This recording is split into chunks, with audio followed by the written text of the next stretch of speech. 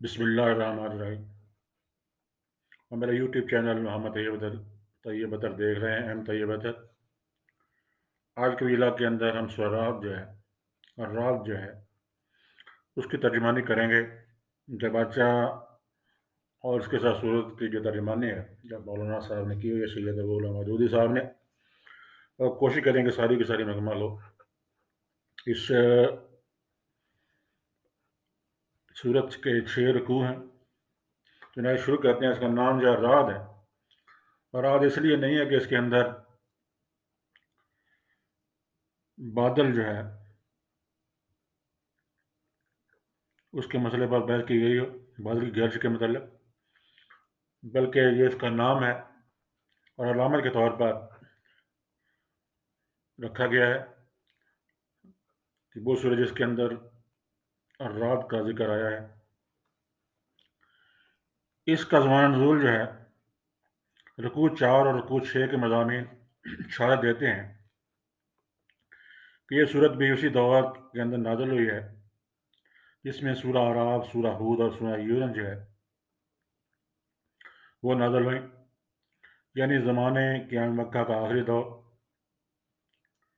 अंदाज़े बयान से साफ ज़ाहिर हो रहा है कि नबी सल्लल्लाहु अलैहि वसल्लम को इस्लाम की दावत देते हुए एक मुद्दत दराज गुजर चुकी है। मुखालफिन आपको ज़िक्र देने और आपके मिशन को नाकाम करने के लिए तरह की चालें चलते रहे हैं। मोमिन बारहा तमन्ना ही कर रहे हैं कि काश कोई मुआवजा हो जाए और लोगों की राह रास्त पर लाया जाए। और अल्लाह ताला मुसलमानों को समझा रहा है कि ईमान की राह दिखाने का यह तरीका हमारे यहाँ राज नहीं है, और अगर दुश्मन हक की रस्सी दराज की जा रही है तो ये ऐसी बात नहीं है जिससे घबरा उठो। फिर आयत की 31 जो है ऐसी ये भी मालूम होता है कि बारहा कफार की हरदर्मी का ऐसा मुजाहरा हो चुका है जिसके बाद ये कहना बिल्कुल बजा मालूम होता है कि अगर कब्रों से मुर्दे भी उठ कर आ जाएं तो ये लोग ना मानेंगे, बल्कि इस वाक़े भी कोई ना कोई तवील कर लेंगे। इन सब बातों से यही गुमान होता है कि ये सूरत मक्का आखिरी दौर में नाज़िल हुई। इसका मज़की मज़मून जो है सूरत का मुद्दा पहले ही आयत में पेश कर दिया गया है, यानी ये कि मोहम्मद सल्लल्लाहु अलैहि वसल्लम जो कुछ पेश कर रहे हैं वही हक है। अगर ये लोगों की गलती है मगर ये लोगों की गलती है कि वो इसे नहीं मानते। सारी तकरीर इसी मरकज़ी मज़मून के गिर्द घूमती है, और इस सिलसिले में बार बार मुख्तलिफ तरीक़ों से तौहीद, माद और रसालत की हक़ानियत साबित की गई है।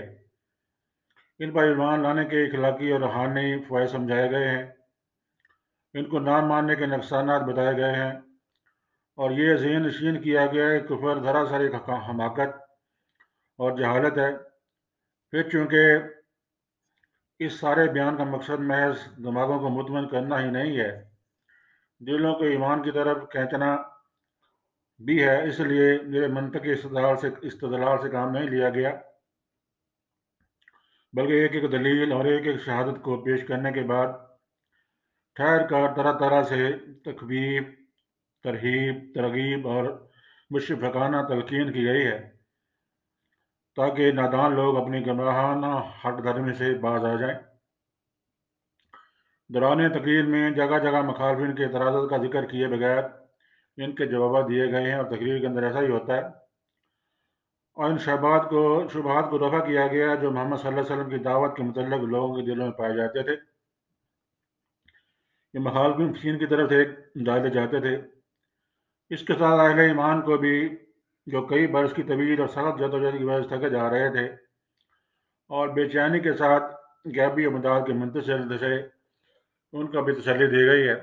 आगे हम इसके तर्जुमा या शुरू करते हैं। बिस्मिल्लाहिर्रहमानिर्रहीम। अलिफ लाम मीम रा, ये किताब इलाही की आयात हैं, और जो कुछ तुम्हारे रब की तरफ से तुम पर नाज़िल किया गया है वो ऐन हक है, मगर तुम्हारी कौम के अक्सर लोग मान नहीं रहे हैं। वो अल्लाह ही है जिसने आसमानों को ऐसे सहारों के बगैर कायम किया جو تم کو نظر آتے ہوں۔ پھر وہ اپنے تخت سلطنت پر جلا افروز ہوا، اور اس نے آفتاب و مہتاب کو ایک قانون کا پابند بنایا۔ اس سارے نظام کی ہر چیز ایک وقت مقرر تک کے لیے چل رہی ہے، اور اللہ ہی اس سارے کام کی تدبیر فرما رہا ہے۔ وہ نشانیاں کھول کھول کر بیان کرتا ہے، شاید کہ تم اپنے رب کی ملاقات کا یقین کرو۔ اور وہی ہے جس نے یہ زمین پھیلا رکھی ہے، اس میں پہاڑوں کے کھونٹے گاڑ رکھے ہیں اور دریا بہا دیے ہیں۔ اسی نے ہر طرح کے پھلوں کے جوڑے پیدا کیے ہیں، اور وہی دن پر رات طاری کرتا ہے۔ ان ساری چیزوں میں بڑی نشانیاں ہیں ان لوگوں کے لیے جو غور و فکر سے کام لیتے ہیں۔ اور دیکھو، زمین میں الگ الگ خطے پائے جاتے ہیں جو ایک دوسرے سے متصل واقع ہیں۔ انگور کے باغ ہیں، کھیتیاں ہیں، کھجور کے درخت ہیں، جن میں سے کچھ اکیرے ہیں اور کچھ دورے۔ سب کو ایک ہی پانی سیراب کرتا ہے، مگر مزے میں ہم کسی کو بہتر بنا دیتے ہیں اور کسی کو کمتر۔ ان سب چیزوں میں بہت سی نشانیاں ہیں ان لوگوں کے لیے جو عقل سے کام لیتے ہیں۔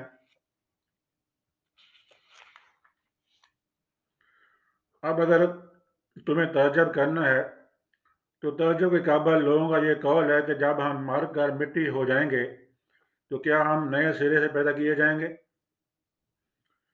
یہ وہ لوگ ہیں جنہوں نے اپنے رب سے کفر کیا ہے۔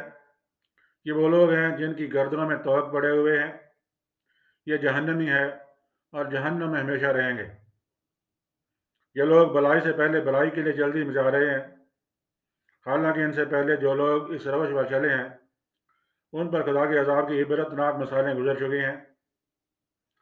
حقیقت یہ ہے کہ تیرا رب لوگوں کی زیادتیوں کے باوجود ان کے ساتھ چشم پوشی سے کام لیتا ہے، اور یہ بھی حقیقت ہے کہ تیرا رب سخت سزا دینے والا ہے۔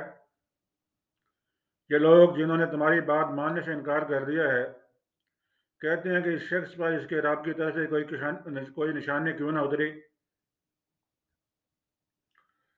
تم تو محض خبردار کر دینے والے ہو، اور ہر قوم کے لیے ایک رہنما ہے۔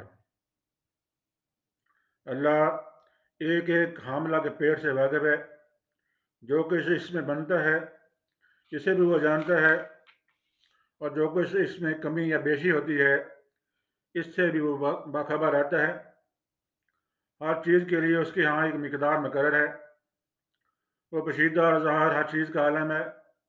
وہ بزرگ ہے اور ہر حال میں بالا رہنے والا ہے۔ تم میں سے کوئی شخص خاص زور سے بات کرے یا آہستہ، اور کوئی رات کی تاریکی میں چھپا ہوا ہو یا دن کی روشنی میں چل رہا ہو، اس کے لیے سب یکساں ہیں۔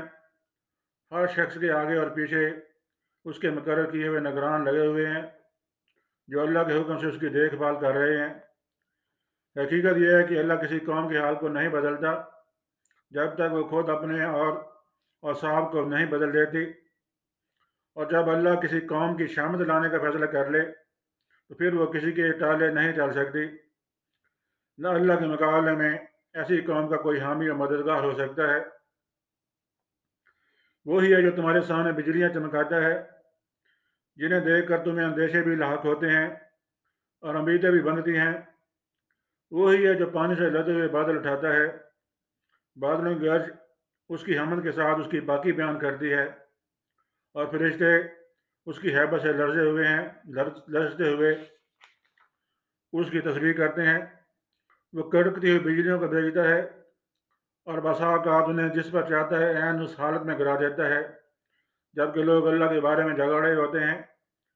فی الواقعہ اس کی چال بڑی زبردست ہے، اسی کو پکارنا برحق ہے۔ کہیں وہ دوسری ہستیاں جنہیں اس کو چھوڑ کر یہ لوگ پکارتے ہیں وہ ان کی دعاؤں کا کوئی جواب نہیں دے سکتی۔ انہیں پکارنا تو ایسا ہے جیسے کوئی شخص پانی کی طرف ہاتھ پھیلا کر اسے درخواست کرے کہ تو میرے منہ تک پہنچ جا، حالانکہ پانی اس تک پہنچنے والا نہیں۔ بس اسی طرح کافروں کی دعائیں بھی کچھ نہیں ہیں مگر ایک تیر بے ہدف۔ وہ تو اللہ ہی ہے جس کو زمین و آسمان کی ہر چیز तौन मकरहन सजदा कर रही है और सब चीज़ों के साए सुबह और शाम उसके आगे झुकते हैं। उनसे पूछो आसमान और ज़मीन का रब कौन है? कहो अल्लाह। फिर इनसे कहो कि जब हकीकत यह है कि क्या तुमने उसे छोड़कर ऐसे मबूदों को अपना कारसार ठहरा लिया जो खुद अपने लिए भी किसी नफ़ा और नुकसान का इख्तियार नहीं रखते। कहो कि अंधा और आंखों वाला बराबर हुआ करता है? क्या रोशनी और तारीकियाँ यकसा होती हैं? और अगर ऐसा नहीं तो क्या इनके ठहराए हुए शरीकों ने भी अल्लाह की तरह कुछ पैदा किया है कि उसकी वजह से उन पर तखलीक का मामला मुश्तबह हो गया? कहो हर चीज़ का खालिक सिर्फ अल्लाह है और वो यकता है, सब पर गालिब।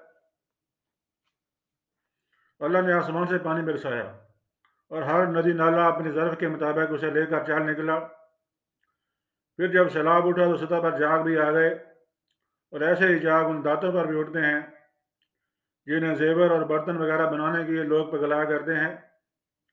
इसी मिसाल से अल्लाह हक और बातल के मामले को वाज़ेह करता है। जो जाग है वो उठ जाया करता है, और जो चीज़ इंसानों के लिए नाफे है वो ज़मीन में ठहर जाती है।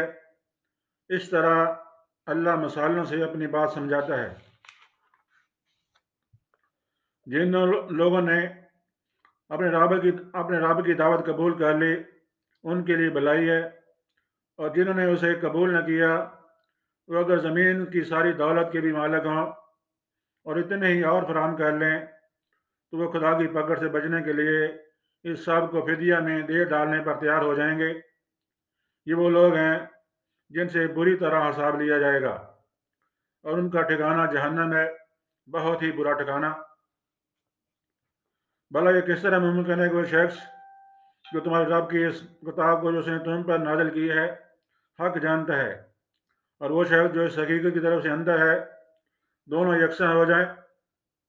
नसीहत और दानिशमंद लोग ही कबूल किया करते हैं, और इनका तर्ज अमल ये होता है कि अल्लाह के साथ अपने अहद को पूरा करते हैं, उसे मजबूत बांधने के बाद तोड़ नहीं डालते। उनकी ये रवश होती है कि अल्लाह ने जिन जिन दवाबत को बरकरार रखने का हुक्म दिया है उन्हें बरकरार रखते हैं, अपने रब से डरते हैं और इस बात का खौफ रखते हैं कहीं उनसे बुरी तरह हिसाब न लिया जाए। उनका हाल ये होता है कि अपने रब की रज़ा के लिए सब्र से काम लेते हैं, नमाज कायम करते हैं, मरे दिए हुए रिज़्क में से एलानिया और पोशीदा खर्च करते हैं, और बुराई को भलाई से दफ़ा करते हैं। आखिरत घर उन्हीं के लिए है, यानी ऐसे बाग जो उनकी अबदी क़यामगाह होंगे।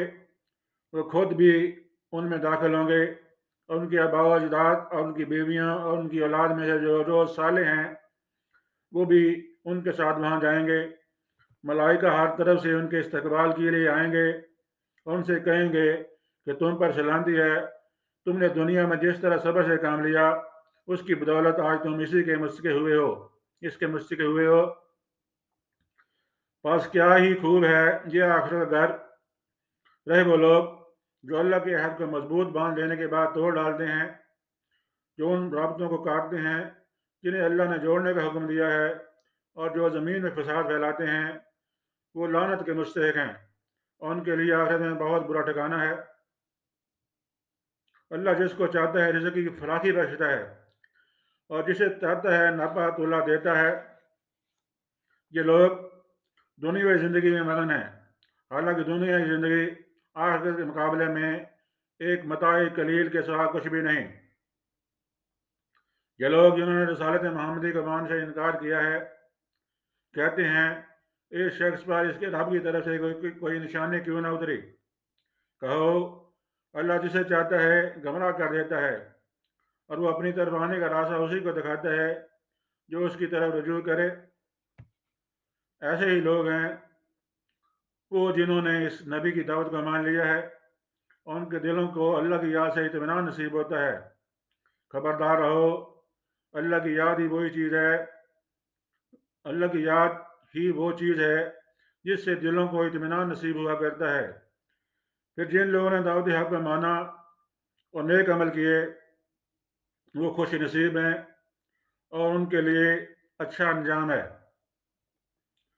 اے محمد صلی اللہ علیہ وسلم، اسی شان سے ہم نے تم کو رسول بنا کر بھیجا ہے ایک ایسی قوم میں سے، ایسی قوم میں جس سے پہلے بہت سی قومیں گزر چکی ہیں، تاکہ تم ان لوگوں کو وہ پیغام سنا دو جو ہم نے تم پر نازل کیا ہے، اس حال میں کہ یہ اپنے نہایت مہربان خدا کے کافر بنے ہوئے ہیں۔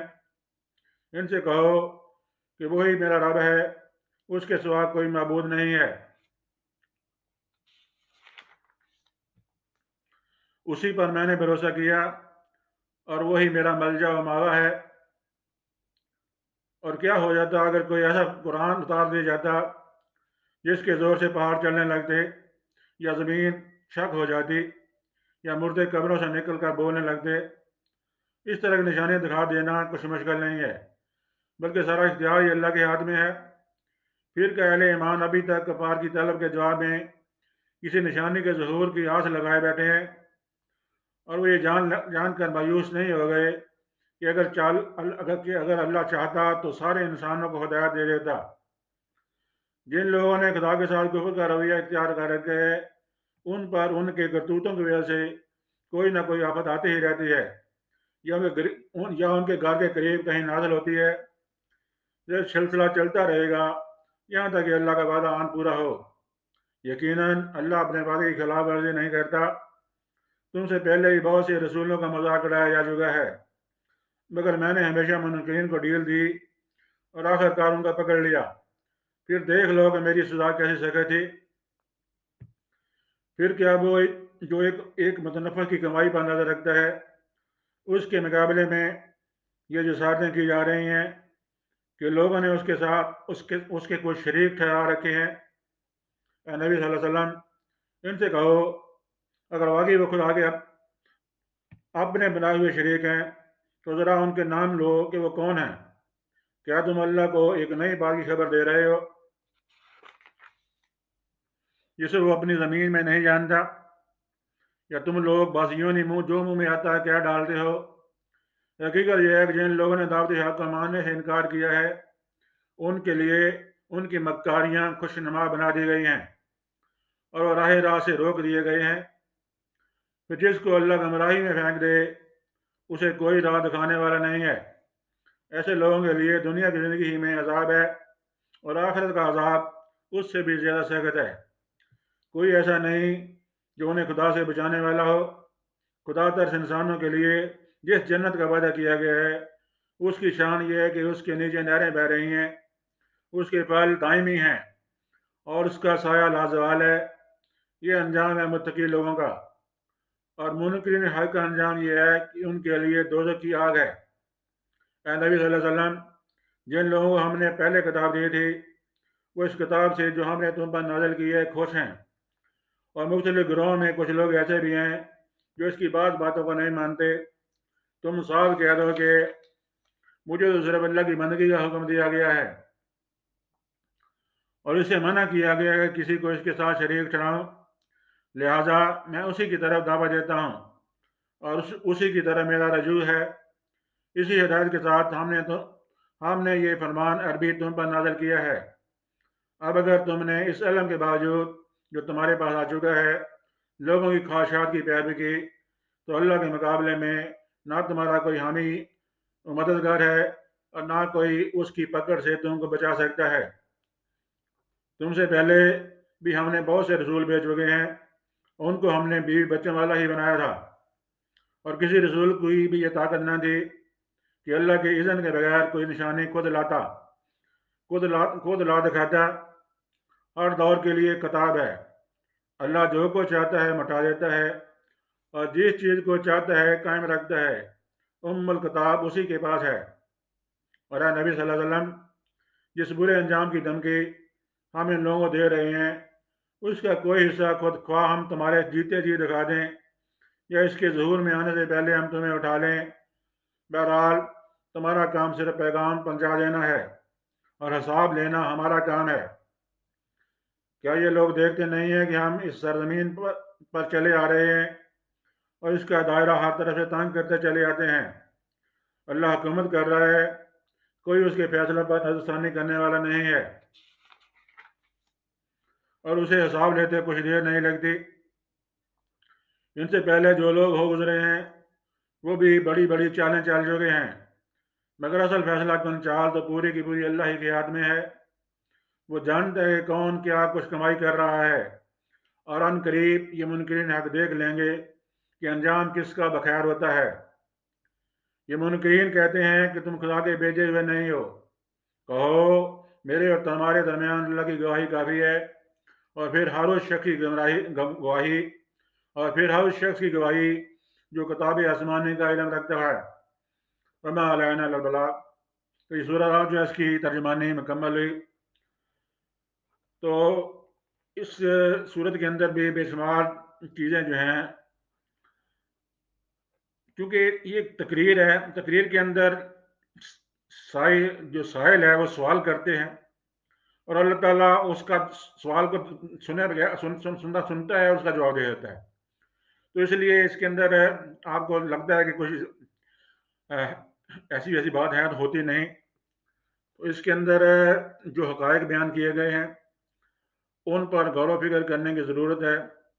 امید ہے کہ میرا چینل جو ہے اس کو آپ سبسکرائب کریں گے، اس کو لائک کریں گے، اس کو شیئر کریں گے، اہم طیب ہے، اور اس کو آگے پھیلائیں گے تاکہ قرآنی دعوت جو ہے مزید زیادہ سے زیادہ لوگوں تک منتقل ہو سکے۔ وما علینا الا البلاغ۔